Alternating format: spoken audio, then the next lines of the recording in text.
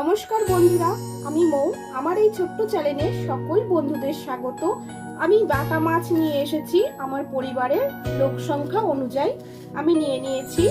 আপনারা বেশি কম করতে পারেন।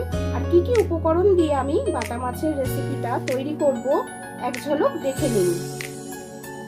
আমি এখানে নিয়েছি দুটো বড় সাইজের আলু, একটা বড় সাইজের পেঁয়াজ আর একটা টমেটো নিয়েছি। আর এই যে পেস্ট করা মশলাটা দেখছেন, এটা আছে কাঁচা লঙ্কা, জিরে। এটা আমি শিলপাটায় পেস্ট করে নিয়েছি। এটা দিয়েই আমি আজকে রেসিপিটা তৈরি করব। সকলের সাথে থাকুন। ভিডিওটা ভালো লাগলে অবশ্যই চ্যানেলটা সাবস্ক্রাইব করে পাশে থাকবেন, বেল আইকনটা অল করে রাখবেন। এরকম নিত্য নতুন ভিডিও যখনই দেব আপনাদের কাছে তাড়াতাড়ি পৌঁছে যাবে। সবার প্রথম বাটা মাছগুলো ভেজে নিতে হবে। তার জন্য আমি গ্যাসে কড়া বসিয়ে দিয়েছি আর সম্পূর্ণ আমি সরষের তেলে রান্নাটা করব। দেখতে থাকুন। কড়াতে পরিমাণ মতন তেল দিয়ে দিলাম।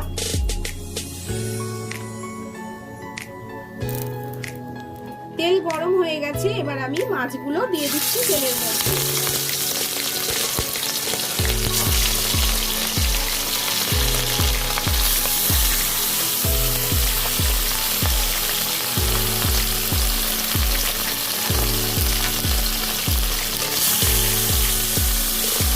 একটা মাছ এই যে আমি রেখে দিলাম, আমার বাড়িতে মিনি আছে, ওর জন্য। ওকে তো আমি ভাজা মাছ খাওয়াই না, সিদ্ধ করে দেবো।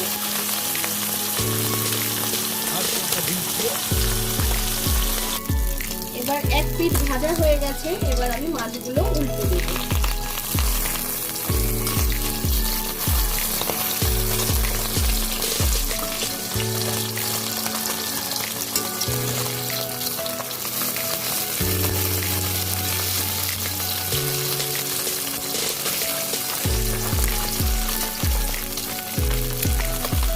মাছগুলো ভেজে তুলে রেখেছি। এবার ফোড়নের জন্য আমি একটা তেজপাতা, একটা শুকনো লঙ্কা ব্যবহার করলাম। মাছ ভাজার তেলেতেই দিয়ে দিলাম। আমি আর কোনো তেল অ্যাড করব না, এই তেলেই আমার রান্নাটা সম্পূর্ণ হয়ে যাবে।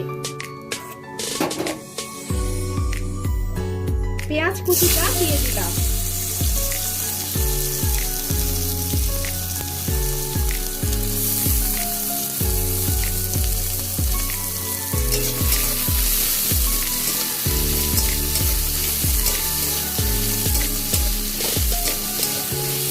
এর মধ্যে আমি আলুটাও অ্যাড করে দেব। ভেজে তুলে রাখতে গেলে একটু অসুবিধাই হয়, তার জন্য আমি পেঁয়াজের মধ্যেই আলুটা দিয়ে দিলাম। একেবারে হয়ে যাবে, তোলা পড়া করতে হবে না।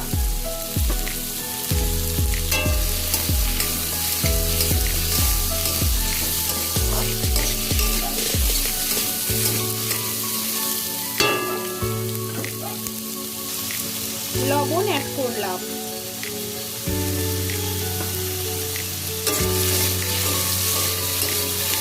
এবার আলু পেঁয়াজটা আমি ভালো করে ভেজে নেব।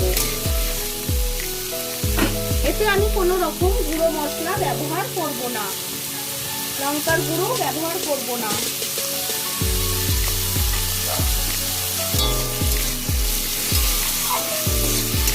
খুব সাধারণ হালকা পাতলা ঝোল করবো বাটা মাছের। যেহেতু এখন গরম এসে গেছে, একটু সবাইকেই চেক করে খাওয়া দাওয়া করতে হবে, তবেই শরীর সুস্থ থাকবে। কেটে রাখা টমেটোগুলো দিয়ে দিলাম। এই বাটা মাছের রেসিপিটা যদি বন্ধুরা আপনাদের ভালো লাগে অবশ্যই বাড়িতে ট্রাই করবেন।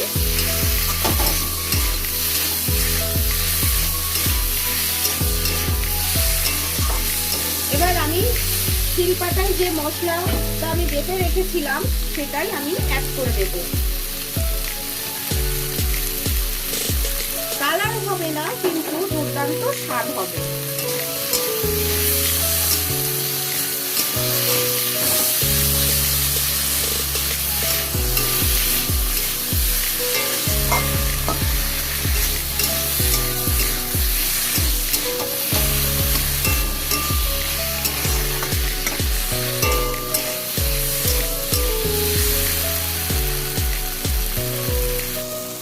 এবার আমি একটু হলুদ অ্যাড করব।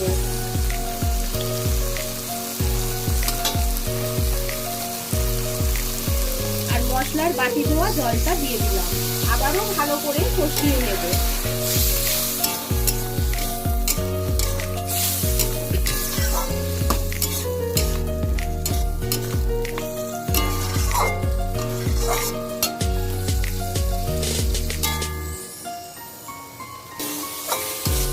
মশলাটা খুব ভালো করে কষানো হয়ে গেছে। এবার আমি পরিমাণ মতো জল অ্যাড করে দেব।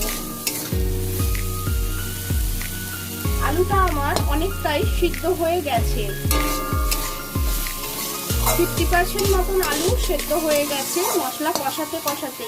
আর 50% সেদ্ধর জন্য আমি জল অ্যাড করে দেব।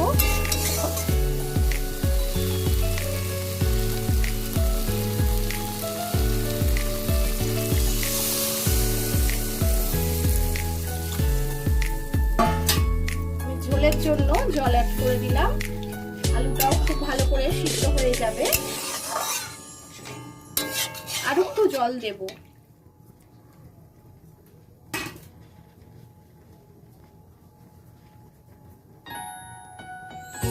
আর একটু জল দিয়ে দিলাম।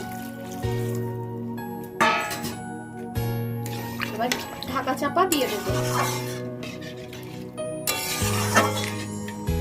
5-6 মিনিট পর ফিরে এসে দেখবো আমার ঝোলটা কি পরিস্থিতি।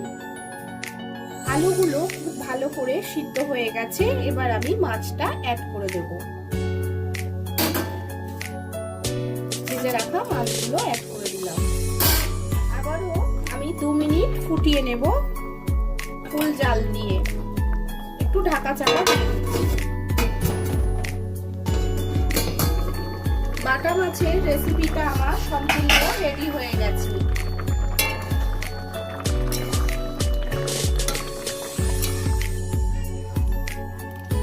এতক্ষণ যারা ভিডিও জুড়ে সাথে ছিলেন তাদেরকে অসংখ্য অসংখ্য ধন্যবাদ।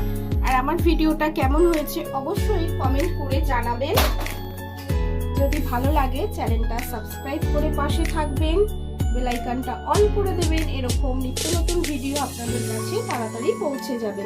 দেখুন আমার বাটা মাছের রেসিপিটা কিন্তু সম্পূর্ণ রেডি হয়ে গেছে।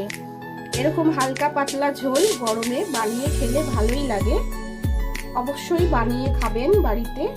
তাহলে আজকের মতন এখানেই ভিডিওটা শেষ করছি। সবাই ভালো থাকবেন, সুস্থ থাকবেন। ততক্ষণের জন্য টাটা।